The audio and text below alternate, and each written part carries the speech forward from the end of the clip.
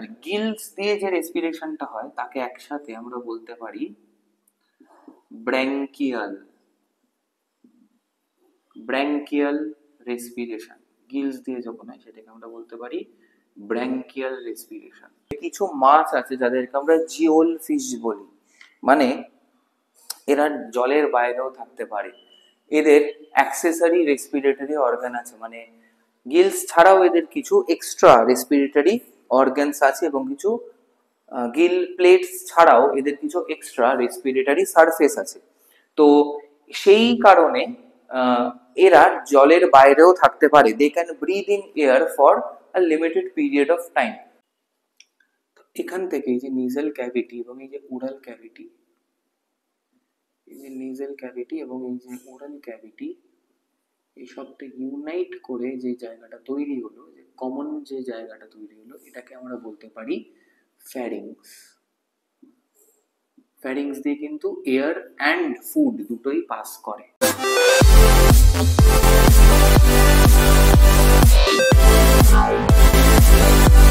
আচ্ছা, এইবার দেখো ব্রিদিং এ আসবো, কারণ চ্যাপ্টারটার নামে breathing and exchange of gases.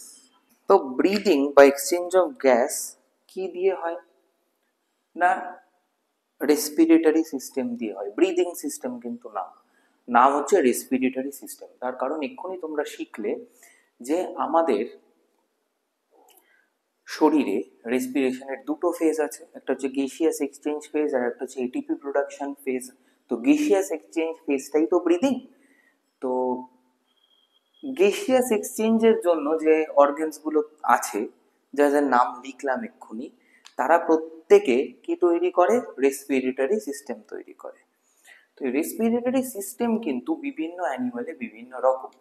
R respiratory সিস্টেমের মধ্যে অ্যাকচুয়ালি দুটো ভাগ থাকে, একটা হচ্ছে রেসপিরেটরি সিস্টেম যে পুরো জিনিসটা কন্ট্রোল করছে, আর অ্যাকচুয়াল গ্যাসিয়াস এক্সচেঞ্জ যে জায়গাটা থেকে হচ্ছে তাকে আমরা বলতে পারি রেসপিরেটরি সারফেস বা রেসপিরেটরি টুল। তাহলে বিভিন্ন অ্যানিমালে বিভিন্ন রকমের রেসপিরেটরি সিস্টেম আছে, রেসপিরেটরি সারফেস আছে। আগে আমরা সেটা জানবো, তারপরে আমরা হিউম্যান রেসপিরেটরি সিস্টেমে প্রবেশ করব। তাহলে চলো অ্যানিমাল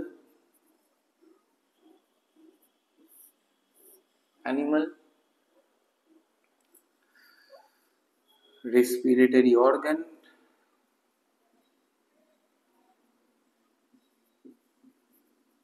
আচ্ছা, এইভাবে না করে আমরা আর একভাবেও করতে পারি। দেখো, যে কোনো অ্যানিমাল তো সে কোথাও একটা থাকে, জলে স্থলে অন্তরিক্ষে কোথাও তো একটা থাকে। তো এখানে আমি যদি অ্যানিমালটা লিখি, মানে নেম অফ দ্য অ্যানিমাল যাই বলো না কেন, এখানে আমরা লিখবো রেসপিরেটরি মিডিয়াম, মানে জলের জলের মধ্যে সে অক্সিজেন নিচ্ছে না হাওয়া থেকে অক্সিজেন নিচ্ছে সেইটা। এরপরে আসবো রেসপিরেটরি অর্গান। মেন যে রেসপিরেটরি অর্গান তার নামই লিখবো শুধু, আর রেসপিরেটরি সারফেস, রেসপিরেটরি সারফেস, ঠিক আছে। অ্যাকচুয়াল রেসপিরেশনটা হচ্ছে কোথায়। চলো ফার্স্টে একটা অ্যানিমালের নাম লিখি। ফার্স্ট অ্যানিমাল বলতেই আমাদের মাথায় যেন অ্যামিবা আসে। সিঙ্গেল সেলড রেসপিরেশন মিডিয়াম হতে ওয়াটার, জলে থাকে, তো জল থেকে অক্সিজেন নেয়। রেসপিরেটরি অর্গান নেই, কোনো রেসপিরেটরি অর্গান নেই। রেসপিরেটরি সারফেস কি, সেল মেমব্রেন। ক্লিয়ার? নেক্সট ধরো একটা ফ্ল্যাট ওয়ার্ম, প্ল্যানেরিয়া, প্ল্যাটি হেলমিনথিসের মধ্যে পড়ছে প্ল্যানেরিয়া। এও কোথায় থাকে, ওয়াটারে থাকে। এর রেসপিরেটরি অর্গান নেই। রেসপিরেটরি সারফেস কি, বডি সারফেস।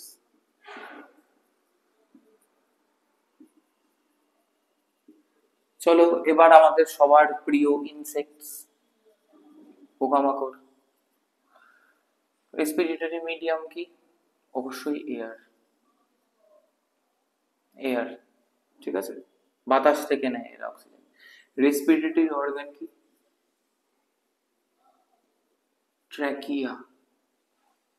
আর সারফেস কি? ট্র্যাকিওলস।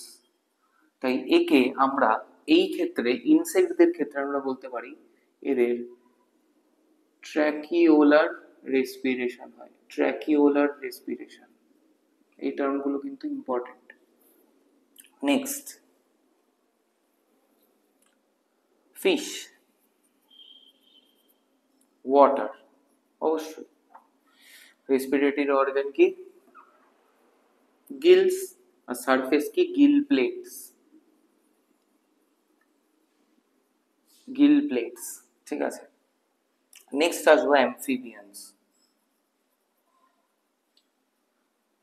অ্যামফিবিয়ান্স, এদের কেসটা ইন্টারেস্টিং।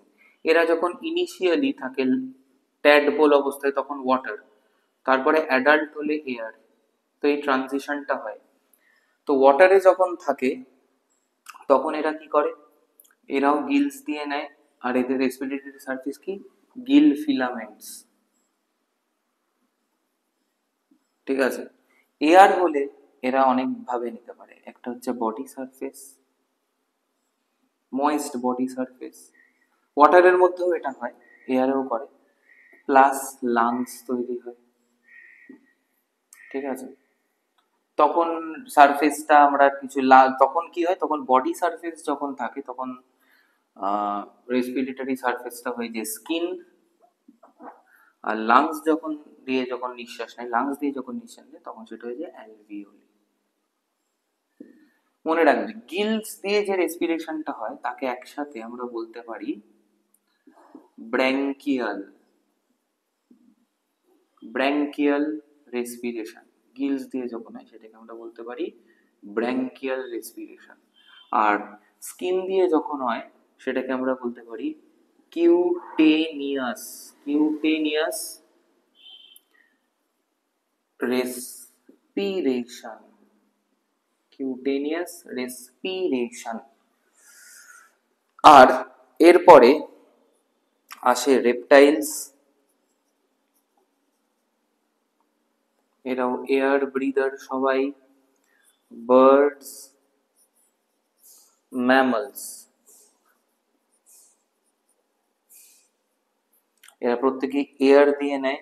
এদের প্রত্যেকেই হচ্ছে lungs, respiratory organ lungs. Respiratory সারফেসের প্রত্যেকেরই অ্যালভিওলাই।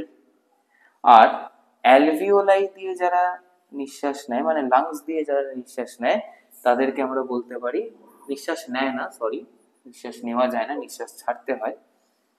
তো মানে লাংস ইউজ করে যারা ব্রিদিং করে সেই সেই জিনিসটাকে আমরা বলতে পারি পালমোনারি,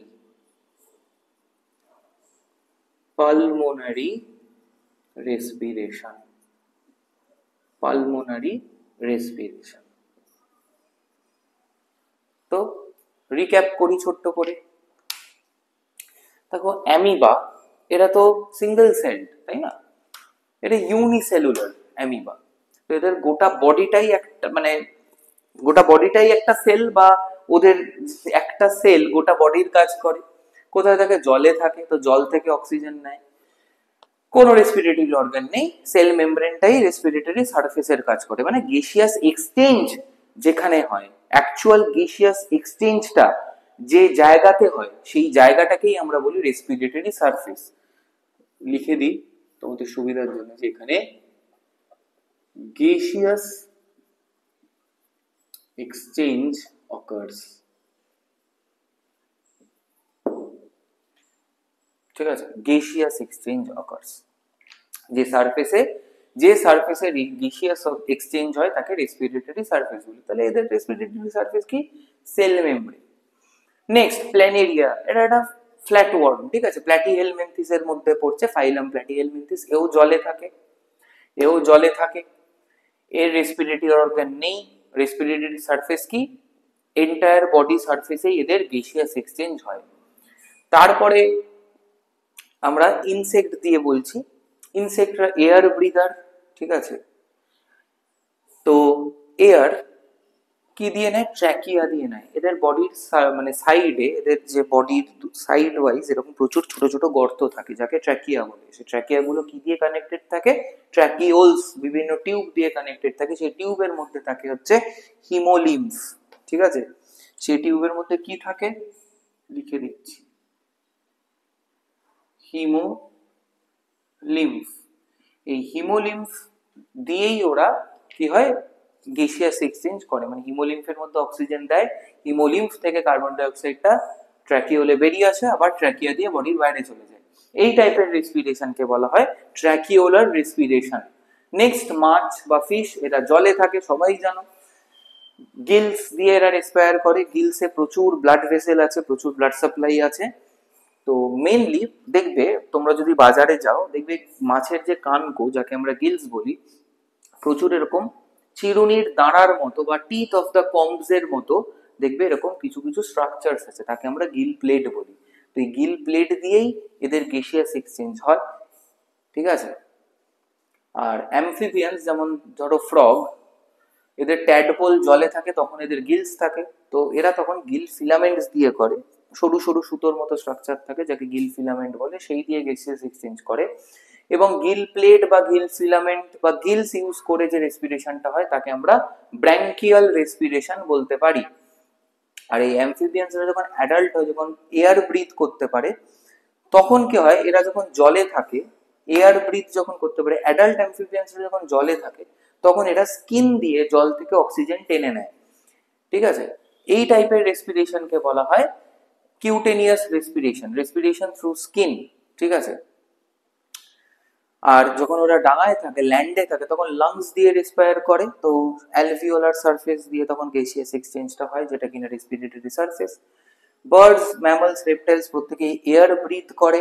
তো এদের প্রত্যেকেরই লাংস হচ্ছে রেসপিরেটরি অর্গান, রেসপিরেটরি সারফেস হচ্ছে অ্যালভিওলাই। আর যখনই তুমি লাংস দিয়ে শ্বাস প্রশ্বাস চালাবে, তখন সেটাকে বলবো পালমোনারি রেসপিরেশন। এছাড়াও এক ধরনের রেসপিরেশন হয়, সেটা হচ্ছে দেখবে কিছু মাছ আছে যাদেরকে আমরা জিওল ফিশ বলি। মানে এরা জলের বাইরেও থাকতে পারে। এদের অ্যাক্সেসরি রেসপিরেটরি অর্গান আছে, মানে গিলস ছাড়াও এদের কিছু এক্সট্রা রেসপিরেটরি অর্গানস আছে, এবং কিছু গিল প্লেটস ছাড়াও এদের কিছু এক্সট্রা রেসপিরেটরি সারফেস আছে।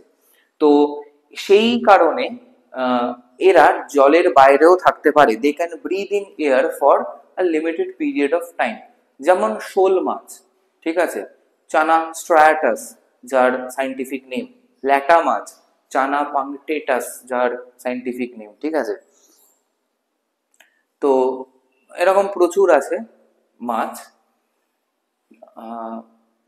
ধরো হেটারোকনিউস্টিস ফসিলিস, ঠিক আছে, শিং মাছ, ক্ল্যারিয়াস ব্যাট্রাকাস, মাগুর মাছ ইত্যাদি যে মাছগুলো আছে, এরা প্রত্যেকেই কিন্তু ডাঙায় অনেকক্ষণ বেঁচে থাকতে পারে। বাজারে গেলে দেখবে শিং মাছ, মাগুর মাছ বেশ ডাঙাতেও সুন্দর আছে, মরে যায়নি, বেঁচে আছে।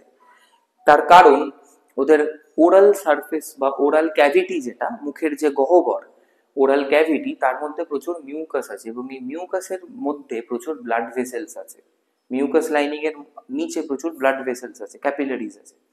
তো ওই ক্যাপিলারিজ এবং মিউকাস দিয়ে ওরা কি করতে পারে? শ্বাস প্রশ্বাস চালাতে পারে। মিউকাস কি করে? অক্সিজেনটা অ্যাবজর্ব করে, কার্বন ডাই অক্সাইডটা ছেড়ে দেয়। সেই অক্সিজেনটা ব্লাডে চলে যায়, এবং ব্লাডের কার্বন ডাই অক্সাইডটা মিউকাসে আসে, মিউকাস থেকে বাইরে সেটা ডিফিউশনে বেরিয়ে যায়।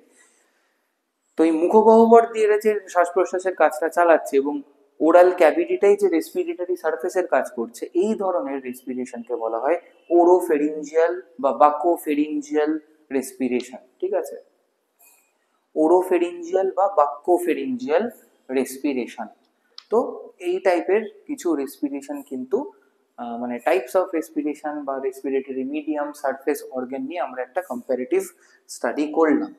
তো বুঝতেই পারছো, হিউম্যানস যেহেতু ম্যামালস এর মধ্যে আসে, তো আমরা এয়ার ব্রিথ করি, লাংস দিয়ে গ্যাসিয়াস এক্সচেঞ্জ হয় অ্যালভিওলাইতে, তাই আমরা পালমোনারি রেসপিরেশন করি। তো চলো এবার হিউম্যান রেসপিরেটরি সিস্টেম নিয়ে একটু আলোচনা করা যাক। হিউম্যান রেসপিরেটরি সিস্টেম কিন্তু অন্যান্য অ্যানিমালসদের মতোই, মানে রেপটাইলস, ম্যামলস বলছি, বার্ডস, এদের সাথে কিছু সিমিলারিটি আছে, ডিসিমিলারিটিও আছে। বাকি যে ম্যামলস যারা আছে অ্যাপার্ট ফ্রম হিউম্যানস, তাদের সাথে হয়তো অনেকটা মিল আছে, ডেফিনেটলি মিল আছে। আবার কিছু ইউনিক ফিচার্সও আছে। ইউনিক ফিচার্স গুলো আমরা এই চ্যাপ্টারের এন্ডে আলোচনা করব, এখন নয়। এখন আমরা ওভারভিউটা নেব of the human respiratory system. তো চলো ওভারভিউতে যাওয়া যাক। How does the human respiratory system function বা ওয়ার্ক? চলো দেখি।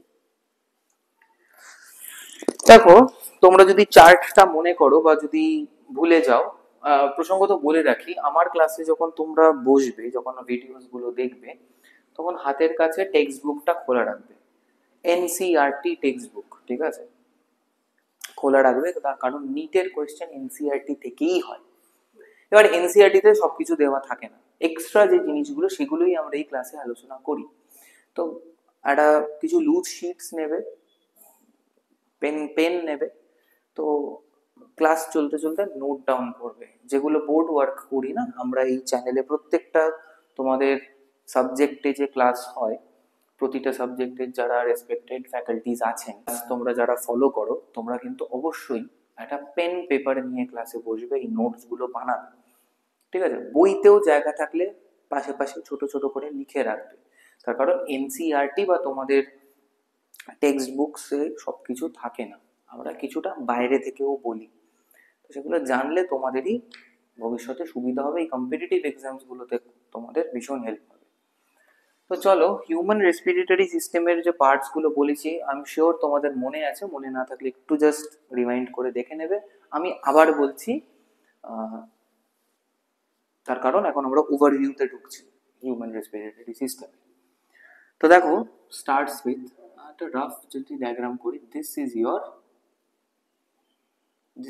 nose, this is your, একটু বড় করে আঁকি, this is your mouth, ওকে? তো মাউথের মধ্যে this is your কি, এটা তোমার নোজ, এইটা কি, নস্ট্রিল, ঠিক আছে? নস্ট্রিল।